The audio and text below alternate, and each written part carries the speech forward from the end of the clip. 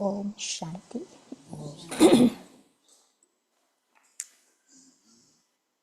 आज बाबा के दिन 18 जनवरी। सबको बाबा की बहुत याद आती है ना। अमृत वेले से सब ने बाबा को याद किया, बाबा के चरित्रों को याद किया, बाबा की मदद जो हमें मिल रही है वो भी आज के दिन बहुत याद आती है। तो ब्रह्मा बाबा ने 33 इयर्स पुरुषार्थ करके अपनी वो कर्मातीत अवस्था को प्राप्त करी। तो ब्रह्मा बाबा ने वो अवस्था प्राप्त करने के लिए, अपनी संपूर्ण स्थिति बनाने के लिए जो गीता के 18 अध्याय बताते हैं ना, तो आज हम देखेंगे कि ब्रह्मा बाबा के जीवन के वो कौन से 18 अध्याय थे जिस अध्याय को बाबा ने पूरा करके अंत में वो कर्मातीत फरिश्ता बन गए। तो ब्रह्मा बाबा के जीवन का पहला अध्याय कौन सा था? तो पहला अध्याय वो बाबा के बचपन वाला था। शुभ बाबा कभी मुरली में कहते हैं ना कि बाबा कौन थे? गावड़े का छोरा था। बाबा पढ़ते थे, उसका फादर था, वो टीचर था, पढ़ाता था या। तो फिर धीरे धीरे बाबा ऐसे बड़े होते गए। बचपन का जो सारा पार्ट रहा, फिर उनके चाचा के वहाँ बाबा दुकान में बैठते थे। कोई गरीब आता था तो बाबा ऐसे ही दे देता था बिना चार्ज किए। दयालु तो थे ही थे बचपन से ही। तो वो सारी बचपन की जो कहानियाँ थी वो बाबा का पहला अध्याय समझो। फिर बाबा के जीवन का दूसरा अध्याय कौन सा था? तो दूसरे अध्याय में बाबा ने क्या किया? फैमिली पाथ में गए, शादी की, फिर अपना बिजनेस शुरू किया। फिर धीरे धीरे बाबा ने अलग अलग गुरु किए, क्योंकि धार्मिक प्रवृत्ति वाले तो थे ही थे बाबा। नहीं, जब तक गीता नहीं पढ़ते थे तब तक बाबा भोजन भी स्वीकार नहीं करते थे। तो ये जो सेकंड बाबा का अध्याय रहा उसमें भक्ति और गुरु का पाठ चला। फिर तीसरा बाबा का जीवन का जो अध्याय रहा उसमें शिव बाबा की प्रवेशता। याद है ना कहानी में, जब गुरु आए थे, सत्संग कर रहे थे, तो वो पहला दिन था जिस दिन शिव बाबा ने ब्रह्मा बाबा में प्रवेश किया। प्रवेश करके या फिर बाबा ने सारा समझाया कि मैं ऐसी नई दुनिया बनाना चाहता हूँ। साक्षात्कार का जो पाठ चला वो बाबा का तीसरा अध्याय, कि भाई ये दुनिया विनाश हो जाएगी, नई दुनिया आने वाली है। तो बाबा ने, शिव बाबा ने ब्रह्मा बाबा को ब्रह्मा बनाया। तो ये बाबा के जीवन का तीसरा अध्याय। चौथा अध्याय था अब जो शिव बाबा ने ब्रह्मा बाबा को सिखाया। तो ब्रह्मा बाबा ने क्या किया? जहाँ बाबा रहते थे हैदराबाद में, तो वहाँ जो बाबा का घर था वहाँ पर बाबा ने सत्संग शुरू किया। ओम मंडली की शुरुआत करी। Charity begins at home.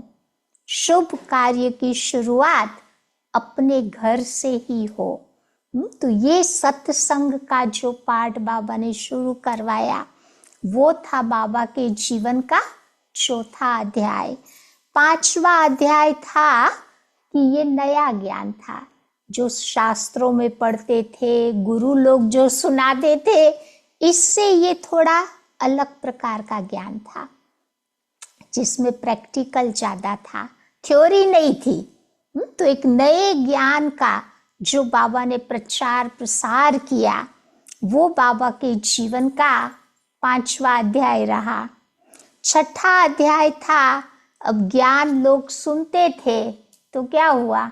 लोग विरोध भी तो करते थे ना, अवरोध भी करते थे, है कि भाई ये ऐसा कैसा ज्ञान जिसमें इतनी सारी धारणा करनी पड़े।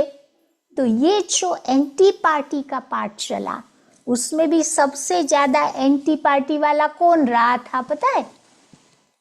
वहां का जो मुखिया था। और वो मुखिया कौन था? तो वो मुखिया था बाबा की जो लौकिक में डॉटर थी निर्मल शांता दादी, उसके घर वाले, उसके ससुर वाले, ससुर पक्ष वाले, वो सारे एंटी पार्टी वाले थे। उनका वहाँ हैदराबाद में बहुत बड़ा पूरा वो महल की तरह बड़ा घर है। तो वो लोग वहाँ रहते थे। तो वो कहते ना लाखा भवन जलाया, तो उन्होंने मिलकर के वो हैदराबाद वाला जो घर था बाबा का, वो जलाया था, जिसमें बाबा और बच्चे तो खैर प्रोटेक्टेड थे, क्योंकि शिव बाबा का वो कार्य था ना। तो वो लाखा भवन जब जला, उसके बाद बाबा ने हैदराबाद को छोड़ दिया। फिर बाबा कराची में आए। कराची में आकर के पूरा कुंज भवन, बहुत बड़ी बिल्डिंग है वहां पर, तो वो बाबा ने वहां पर अपनी साधना और वहां बच्चों को ठहराया था। तो ये छठा अध्याय। सातवां अध्याय में क्या हुआ, जब प्रॉपर सत्संग शुरू हुआ कराची में, तो बहुत सारी बांधेलियां थी, उनको आने नहीं देते थे, 7-7 तालों में बंद करके रखते थे ना। तो ये बांधेलियों का जो दुख दर्द का पाठ चला, वो बाबा के जीवन का समझो 7वां अध्याय हो गया।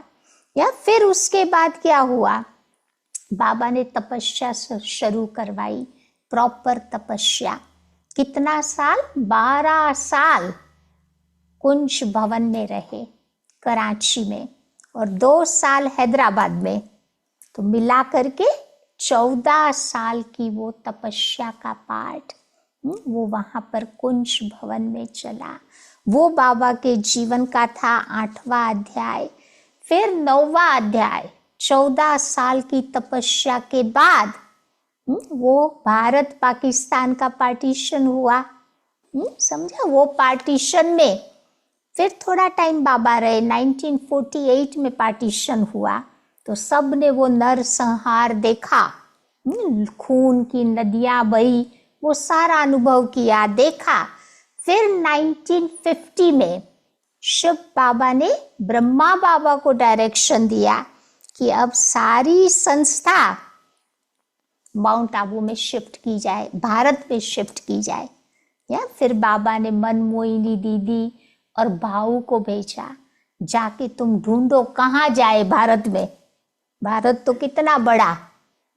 तो दीदी के एक लौकिक गुरु हुआ करते थे, गंगेश्वर आनंद। तो वो गुरु की सहायता से दीदी और भाऊ विश्व किशोर दादा, तो वो दोनों ने ये माउंट आबू की जगह ढूंढी, और वहां पर ब्रिज कोठी थी, तो वो वाली कोठी वहां पर ले ली। तो ये सारा बाबा के जीवन का 9वां अध्याय। 10वें अध्याय में क्या हुआ?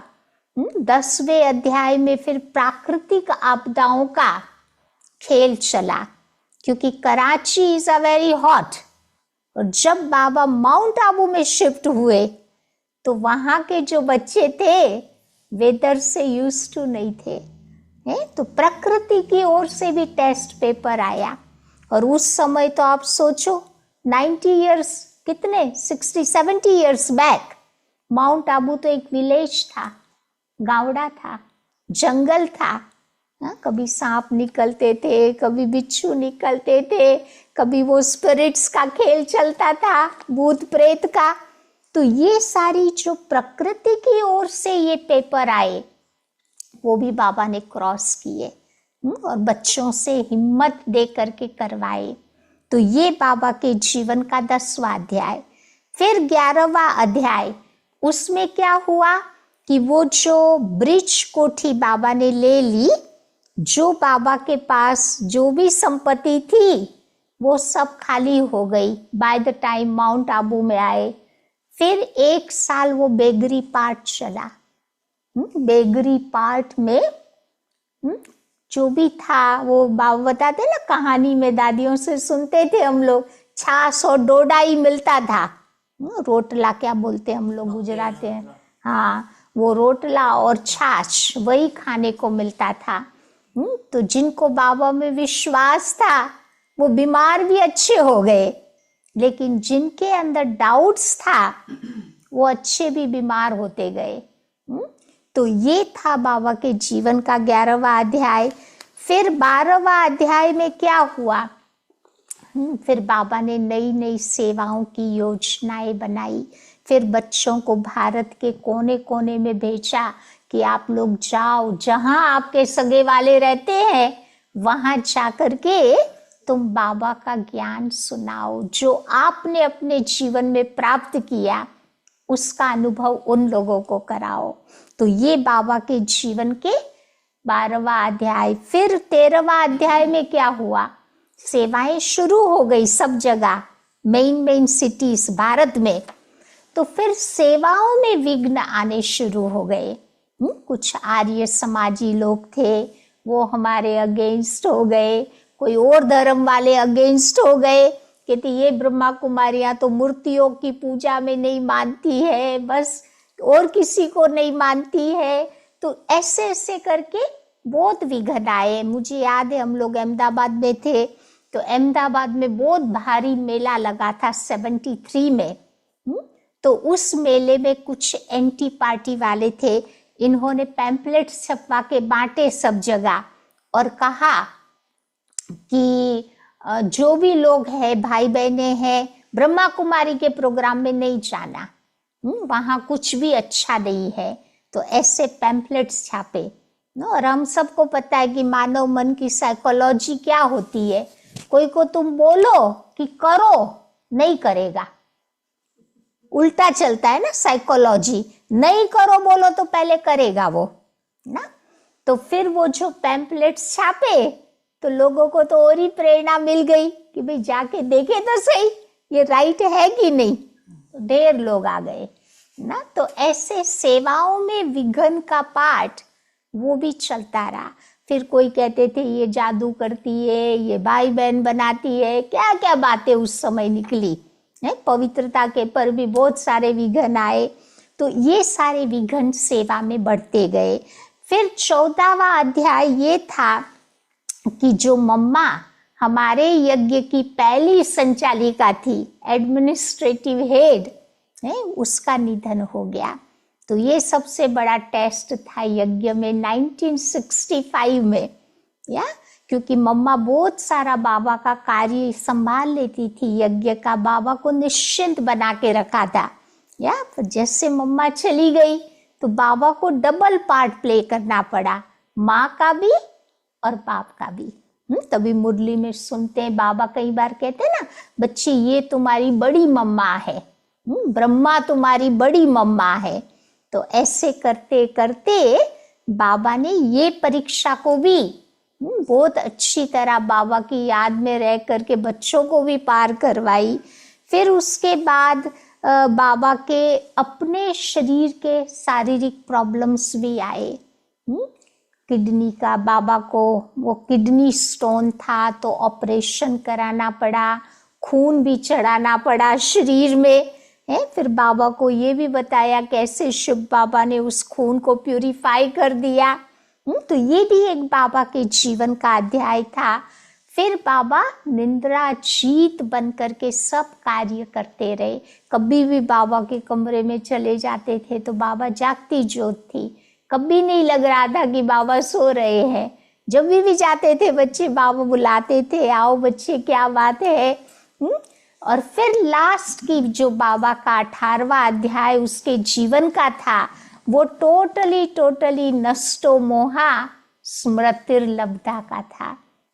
एकदम बाबा डिटैच हो गए सब चीजों से। और फिर वो फरिश्ता बन गया, बाबा के पास चले गए। तो ये था बाबा के जीवन के 18 अध्याय। गीता के तो पढ़ते ही है, लेकिन बाबा ने अपने जीवन में प्रैक्टिकल में ये करके बताया। तो आइए सुनते हैं आज की बाबा की स्पेशल मुरली मधुबन से आती है 18 जनवरी की। तो आज बाबा कहते हैं